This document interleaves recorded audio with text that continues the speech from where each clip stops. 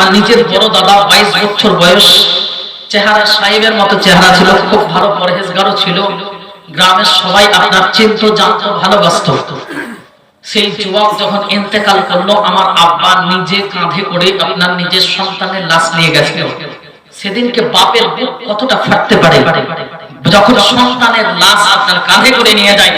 যে খাটে বাপের থাকার দরকার ছিল, ছেলে কাঁধে করে নিয়ে যাবে, সেই জায়গায় ছেলে আপনার যেন খাটে আর বাপ কাঁধে করে নিয়ে যাচ্ছে, বুক ফেটে যাচ্ছে। বেরাদার মুআদ্দাস সামাইন ইকরাম, আমার আব্বা যখন আমার আপনার বড় দাদাকে আপনার কাঁধের মধ্যে নিল, খাটলি করে নিয়ে গেল আর কবরের মধ্যে নিয়ে গেল। আমার আব্বা যেন কান্না করবো না মনে মনে ভাবছে, কিন্তু তবুও যেন কোথা থেকে আপনার পানি বয়ে আসছে, চোখের ধার দিয়ে আপনার পানি বয়ে চলে আসছে। আপনার অনেক আব্বা যান যখন সন্তান ইন্তেকাল করে যায়, ওই আব্বা যান যেন মুখ দ্বারাই আপনার চুলগুলোকে ঘুরে আপনার চুলগুলো যেন আপনার এলোমেলো হয়ে যায়। মা যেন আপনার মাটিতে মাথা করতে আরম্ভ করে, আল্লাহ রাব্বুল আলামিনের কাছে যেন দোয়া করতে থাকে, বলে রব্বুল আলামিন,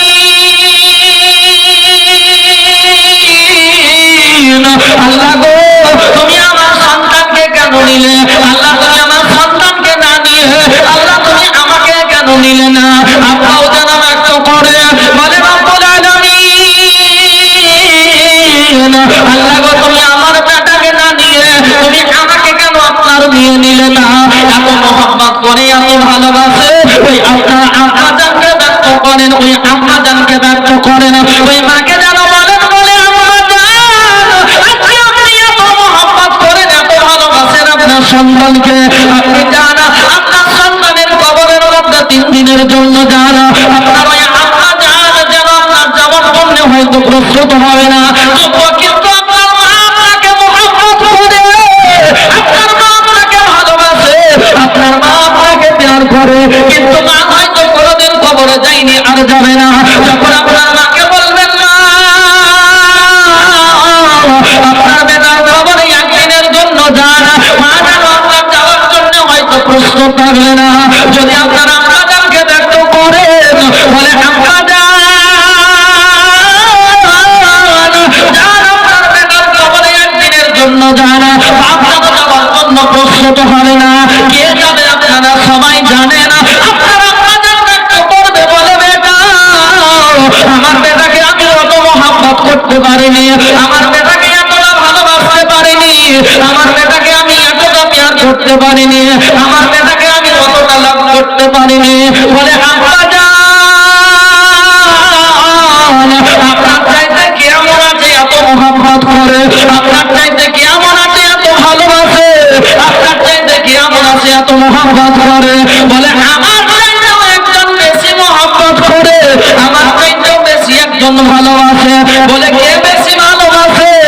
বলে আমার ওমা কুনতা তাকুল ফি হাক্কি হাযা রাজুল, আমার নবী আকাই নামদার তাওরে আহমদ মুস্তাফা জনাবে মুহাম্মদুর রাসূলুল্লাহ জোরে বলুন সাল্লাল্লাহু তাআলা আলাইহি ওয়াসাল্লাম উম্মতের নবী আমার বেটার কবরে যেন উপস্থিত হয়ে গেছে। বলুন সুবহানাল্লাহ। বেরাদার মুআদ্দাস সামাইন ইকরাম, বক্তব্য আমি কিন্তু শেষের দিকে টানতে আপনার আরম্ভ করেছি। শীতের দিন খুব বেশি কষ্ট দেব না। আপনার আব্বা যেন কি ব্যক্ত করলো কি বেটা আমার চাইতেও একজন বেশি মোহাম্মত করে। বলে কে বেশি মোহাম্মত করে? বলে আমার চাইতে একজন যিনি বেশি মোহাম্মত করেন। কবরে আমরা সবাই জানি কি যখন আপনার মাইয়াতকে ওই কবরের মধ্যে আপনার শুইয়ে দেওয়া হয়, বিসমিল্লাহি ওয়া আলা মিল্লাতি রাসূলিল্লাহ বলে ওই কবরের মধ্যে যখন শুইয়ে দেওয়া হয়, তারপরে আমরা যখন আপনার কয়েক কদম বা 40 কদম আপনার ওই জায়গা থেকে আপনার চলে আসি, 2 জন ফেরেশতা ওই কবরের মধ্যে আসেন।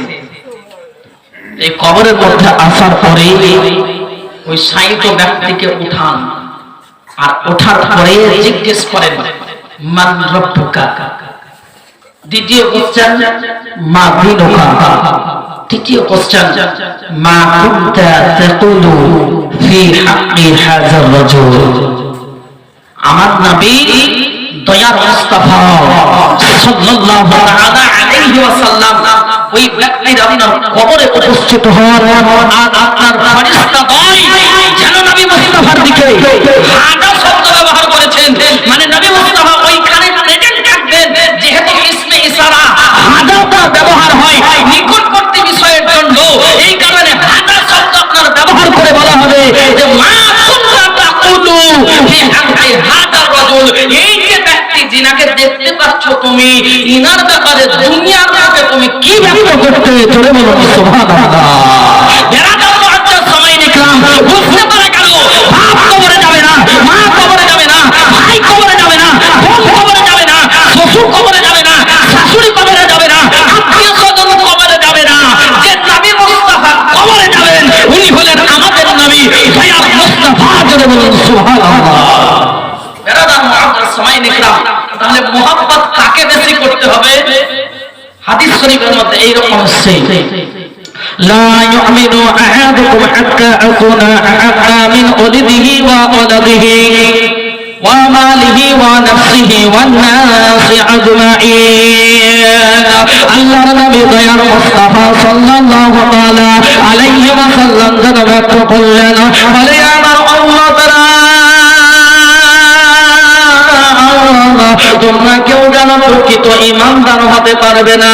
লা ইউমিনু আহাদুকুম, তোমরা একজন কেউ প্রকৃত ঈমানদার হতে পারবে না, তোমরা কেউ একজন মুমিন হতে পারবে না। হাত্তা আকুনা আহাব্বা, যতক্ষণ না পর্যন্ত আমাকে তোমরা মুহাব্বত করবে, যতক্ষণ না পর্যন্ত আমাকে তোমরা ভালোবাসবে সবার চাইতে বেশি, যতক্ষণ না পর্যন্ত তোমরা আমাকে সবার চাইতে বেশি ইশক করবে, যতক্ষণ না পর্যন্ত তোমরা আমাকে সবার চাইতে ভালোবাসবে। বলে ইয়া রাসূলুল্লাহ, ইয়া হাবিবাল্লাহ গো, আমরা কাকে আপনার চাইতে, কার চাইতে আপনার আপনাকে বেশি মহব্বত করব? আমরা কার চাইতে আপনাকে বেশি ভালোবাসবো? আমরা কার চাইতে আপনাকে বেশি প্যার করব? মিন ওয়ালিদিহি ওয়া ওয়ালাদিহি